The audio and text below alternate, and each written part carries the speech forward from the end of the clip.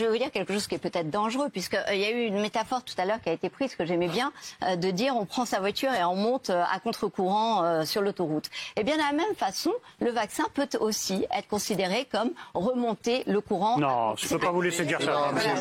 Non, mais là, c'est inadmissible ce que vous dites. Franchement, c'est inadmissible. Non, c'est pas moi qui le dis.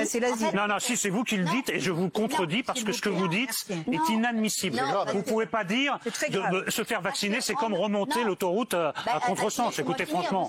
C'est ce qu'elle dit depuis je ne sais pas ce que vous dites, mais là, je vous dis que vous dites une grosse connerie et que je ne peux pas la laisser passer. Excusez-moi. Pourquoi vous appuyez, madame ? Franchement, si c'est pour dire, non, mais vous n'êtes pas là pour sortir n'importe quoi, n'importe comment. C'est une insupportabilité. On peut avoir un avis médical. C'est pas admissible, c'est tout. Mais non, mais c'est pas moi qui le dis, c'est les experts. Si c'est vous, madame. Non, si c'est vous. Mais si c'est vous, madame. Je veux une contre-parole médicale. Et aux États-Unis, sur un Guillain-Barré chronique. Et sur, mais ça, c'est moi, mon métier. Docteur, je veux la contre-parole. Madame, on vous a écouté, on vous a entendu. Moi, je suis docteur. Et ça, c'est un autre problème. Moi, je vaccine tous les jours dans mon cabinet. Donc, je vois des gens qui sont en ces difficultés-là. Et vous parliez tout à l'heure d'inviter tous les politiques à se faire vacciner. Moi, je veux tous les journalistes vaccinés. Oui. Et je veux que les journalistes assument la responsabilité, et je me permets en tout bien tout honneur de vous le dire, de choisir d'où les gens parlent. C'est quoi leur légitimité à parler sur un plateau. Vous êtes député, ok, vous êtes légitime pour parler sur un plateau, vous avez tous une histoire à être légitime. La vraie difficulté, quand vous disiez tout à l'heure, on ne sait plus à quoi... tout à l'heure, vous disiez, monsieur, on ne sait plus... Mais il y a des gens dont le métier, c'est de faire de la science de qualité. Ils sont validés par un certain nombre d'agences avec des défauts. L'HAS a ses défauts, la DGS a ses défauts, etc. Mais au moins, quand on se plante, on se dit, on se plante. Et quand on balance des contre-vérités, madame, en instillant le doute... C'est pas des contre-vérités, c'est des faits. Non, mais laissez-moi finir. Ça non, madame, moi je vous le dis. Moi, ce qui m'ennuie... Madame, c'est la première fois que je le dis à un invité, vous êtes irresponsable. Ce que vous avez dit en associant le vaccin avec la conduite à contre-courant, je trouve ça irresponsable. Et je vous le dis. Les soirs vous regardent et les Français avec. Oui, justement, c'est les Français qui nous regardent. Ce que vous dites, c'est grave. C'est une situation très tendue, très dramatique. C'est insensé de dire des choses pareilles. Laissez terminer le docteur Charbonnel. C'est le résultat. La courbe est... Si on ne tient pas compte des résultats... Docteur Charbonnel, stop.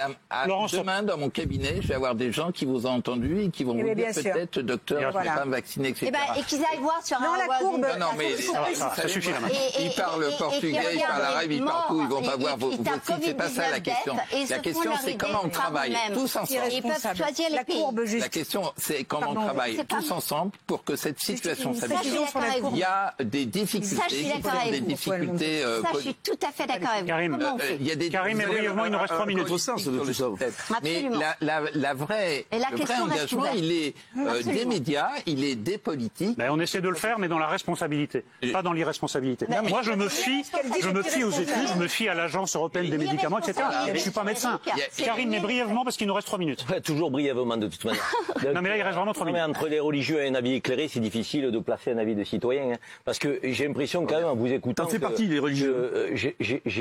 J'ai l'impression, en vous écoutant, que parce que vous seriez médecin, qu'on devrait prendre votre parole pour argent comptant. Depuis le départ, je l'ai dit tout à l'heure, s'il y a une crise de confiance, c'est parce qu'on a eu le sentiment, en écoutant depuis un an les sachants, qu'ils se contredisaient, qu'on avait un débat à ciel ouvert et que parfois, ils disaient le lundi le contraire de ce qu'ils disaient le mercredi. C'est un peu troublant pour les citoyens. Sur les vaccins, moi je voudrais qu'on fasse s'il vous plaît, on peut parler ?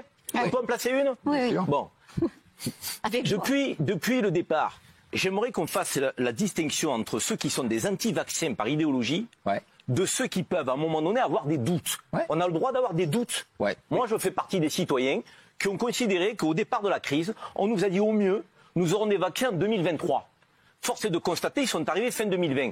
Tant mieux pour la planète si ça peut nous soigner, si ça peut nous guérir. Mais derrière, il y a des questions. On se dit...